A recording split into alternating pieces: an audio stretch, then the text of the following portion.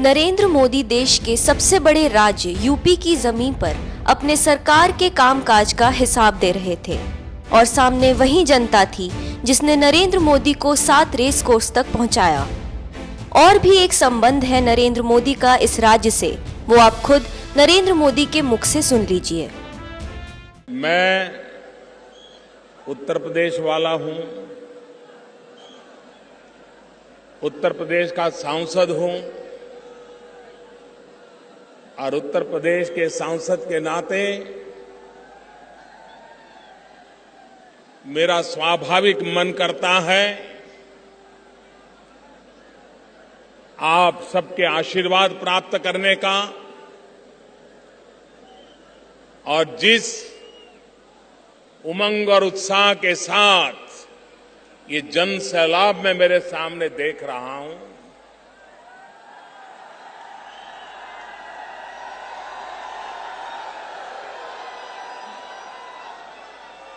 मैं सबसे पहले आप सबकी क्षमा चाहता हूं कि ये जगह कम पड़ गई।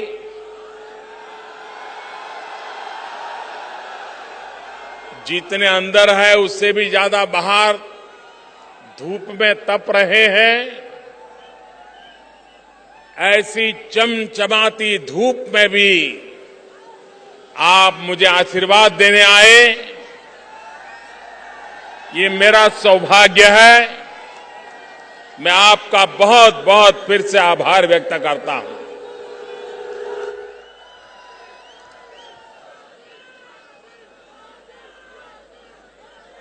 भाइयों बहनों, आज मैं आपके सामने उस समय आया हूं, करीब इसी समय 2 साल पहले दिल्ली के राष्ट्रपति भवन के प्रांगण में हम सब शपथ ले रहे थे। जिस समय हम 2 साल पहले वहां शपथ ले रहे थे, उसी समय में आज मेरे देशवासियों को मेरे काम का हिसाब देने के लिए आया।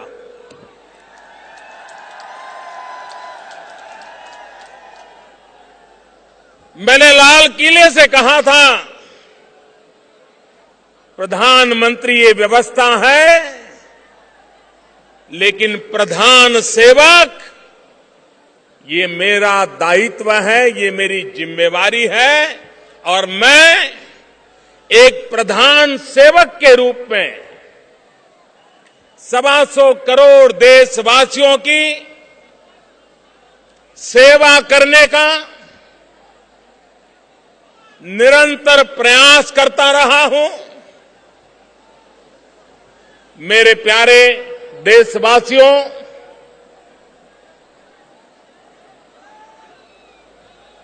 सरकारें आती हैं, जाती हैं, चुनाव होते हैं, लेकिन सरकार बनती है जन सामान्य के सपनों को पूरा करने के लिए। नरेंद्र मोदी पश्चिमी यूपी के सहारनपुर में थे। ऐसे में गन्ना किसानों की समस्या न सुनते और उस मुद्दे पर सरकार की राय नहीं रखते तो बेईमानी होती। मोदी ने जनता के सामने गन्ना मिल मालिकों को चेताया भी। हमने पहला काम उठाया है, इस धरती मां की चिंता करना। हमारी जमीन बर्बाद हो चुकी है। वैज्ञानिक तरीके से जमीन का रख रखाव जरूरी है और इसलिए हमने सॉइल हेल्थ कार्ड की योजना के द्वारा देश के करोड़ों करोड़ों किसानों को सॉइल हेल्थ कार्ड देने का अभियान चलाया है।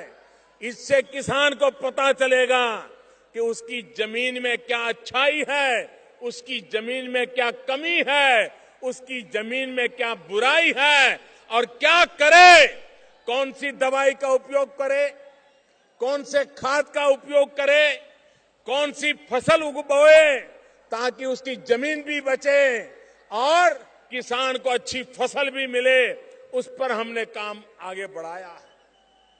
हमने एक बड़ा सपना देखा है। प्रधानमंत्री कृषि सिंचाई योजना के द्वारा हमारे देश का किसान है, अगर उसको पानी मिल जाए तो वो मिट्टी में से भी सोना पैदा कर सकता है। मिट्टी में से सोना। देश के किसानों को पानी मिले। अभी मैंने जिन राज्यों में पानी का संकट है, उन राज्य के मुख्यमंत्रियों के साथ घंटों तक बातचीत की और एक एक जिले का किसान के खेत तक पानी कैसे पहुंचे, उसकी योजना बनाने की दिशा में आगे बढ़ रहा हूं। लेकिन मेरा सभी से आग्रह है, देशवासियों से आग्रह है कि हम इस बारिश में जितना पानी बचा सकते हैं बचाएं। खेत का पानी खेत में रहे, गांव का पानी गांव में रहे। और अगर हमारे पानी के स्तर ऊपर आते हैं तो हमारे किसान को कोई भी प्राकृतिक संकट से जूझने की एक नई ताकत मिलती है। हमने आपदा के समय किसानों को जो राहत मिलती थी, उसमें बहुत बड़ा परिवर्तन किया। पहले अगर आधी फसल खराब होती थी तो उसको मुआवजा देने का हकदार माना जाता था। हमने नियम बदल दिया, किसानों के आग्रह पर बदल दिया।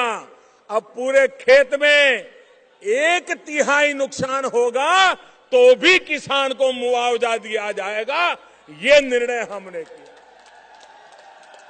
पहली बार देश में किसानों के लिए प्रधानमंत्री फसल बीमा योजना हम लाए हैं। पहली बार ऐसी प्रधानमंत्री फसल बीमा योजना है कि अगर किसान प्राकृतिक आपदा के कारण बुवाई भी अगर नहीं कर पाया तो भी उसको फसल का बीमा मिलेगा। ऐसा पहली बार हुआ। हम ऐसी फसल बीमा योजना लाए हैं कि किसान खेत के अंदर अपनी फसल काट करके रखी हो, अब बस उसको बाजार ले जाना है, मंडी ले जाना है, वो ट्रैक्टर का इंतजार कर रहा है। और ऐसे समय अगर भयंकर प्राकृतिक आपदा आ गई और बनी बनाई फसल बर्बाद हो गई तो भी उसको बीमा मिलेगा। ऐसी व्यवस्था फसल बीमा योजना में की। ये पहला मौका था जब देश के प्रधानमंत्री खुले मंच से जनता के सामने अपने काम का हिसाब दे रहे थे और जनता को ये बता रहे थे कि हिसाब मांगना उनका हक है, क्योंकि उन्हें जनता जनार्दन ने ही चुना है। आज पूरा विश्व कह रहा है, अगर दुनिया में तेज गति से विकास करने वाला कोई देश है तो देश का नाम हिंदुस्तान है। मेरे भाइयों बहनों, हिंदुस्तान। 2 साल पहले लोग कहते थे अब हिंदुस्तान डूब गया, हिंदुस्तान खड़ा नहीं हो सकता है, अब हिंदुस्तान के दिन इतने खराब हैं कि हिंदुस्तान की स्थिति बदल नहीं सकती। 2 साल पहले निराशा का माहौल था, आज उत्साह का माहौल है। 2 साल पहले परेशानियों का माहौल था, आज आगे बढ़ने का माहौल है। देश आगे बढ़ना चाहता है, नौजवान विकास चाहते हैं।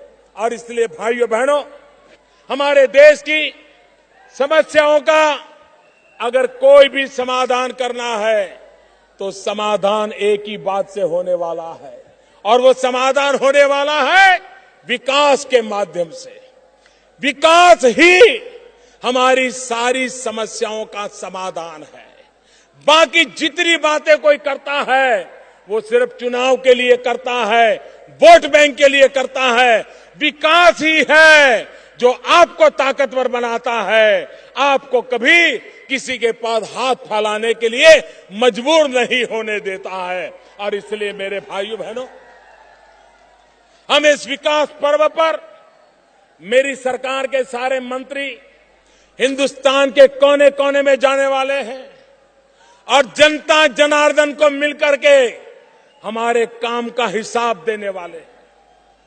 और जनता को भी हम भरोसा होगा कि एक ऐसी सरकार जिसकी नीयत साफ है, जिसकी नीति साफ स्पष्ट है और जिसके दिल में हिंदुस्तान का कल्याण, हिंदुस्तान की भलाई, गरीबों की जिंदगी में बदलाव, गांव, गरीब, किसान, दलित, पीड़ित, शोषित, वंचित, आदिवासी, यही मेरे भाई बहन, माताएं, बहनें, उन सबका कल्याण करना, इसी एक मकसद को लेकर के हम चल रहे हैं।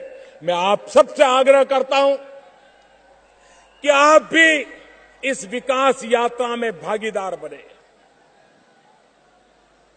हम सब मिलकर के देश को आगे बढ़ाएं। सरकार हमारे लिए क्या करेगी वो आपका हक है, आपका वो हक जायज है, लेकिन हम भी देश के लिए क्या करेंगे ये भी हमारी जिम्मेवारी है। आइए सरकार हमारे लिए काम करे, हम देश के लिए काम करें, ऐसा माहौल बनाएं और देश को नई ऊंचाइयों पर ले जाएं। मैं फिर एक बार उत्तर प्रदेश में इतनी बड़ी तादाद में आपने आशीर्वाद दिया, मैं आपका बहुत बहुत आभारी हूं। दोनों मुट्ठी बंद करके पूरी ताकत से बोलिए, भारत माता की,